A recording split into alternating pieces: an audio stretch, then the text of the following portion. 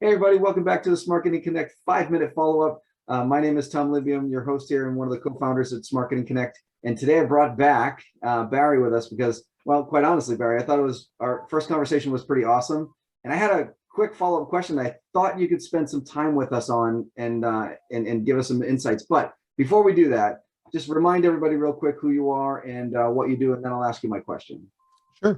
Barry Braunstein Photography. I'm a headshot and portrait photographer for businesses and individuals that you'll actually love the results with.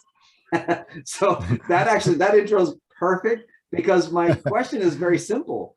So you went into really good details about the headshot and making it worth it. And I'm not going to rehash the whole podcast, but so what are what makes a good headshot? How do you really create a good headshot? I'm glad you asked that question, Tom. Let me share my screen. I just happen to have my screen here. So just a couple of things about headshots. It's real important because it's your brand. And whether you're a solopreneur or you have multiple employees, having that image, which is the first thing that people will see when they go to the About You or whatever it is page, very, very important. So let's talk a little bit about what makes great headshots. So there are several elements that make great headshots: lighting, expression, clothing, background color, and for businesses with multiple images, multiple employees, consistency. So let's look at lighting.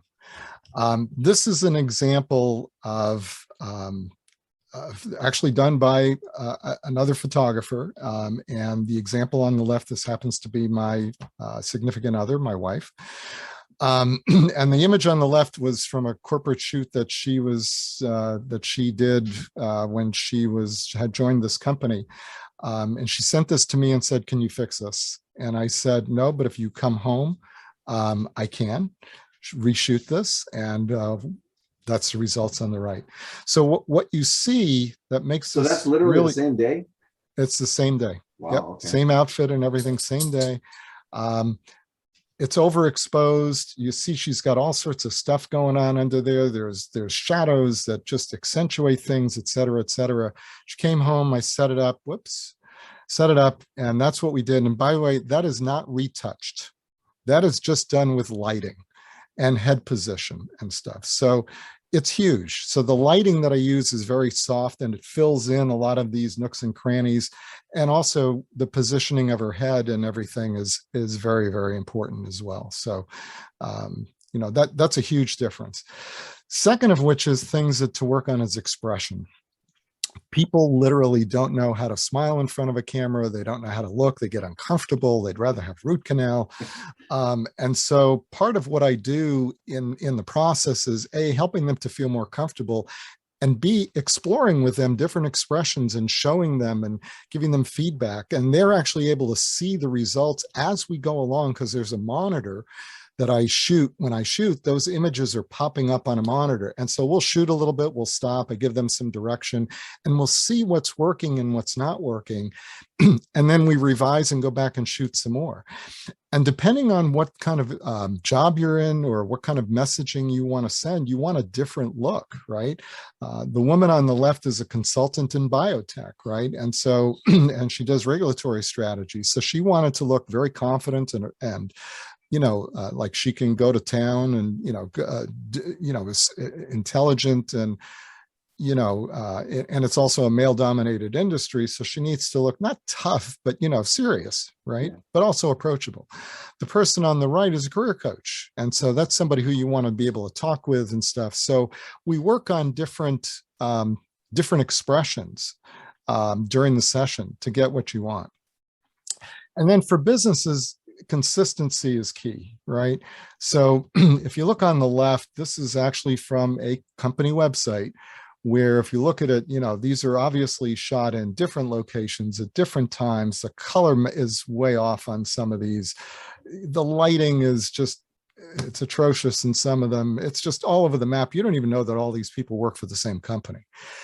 On the right, these are two examples of clients of mine. While you can't zoom in here, you can see there's a level of consistency, right? Yeah. So they all look like they were working for the same company.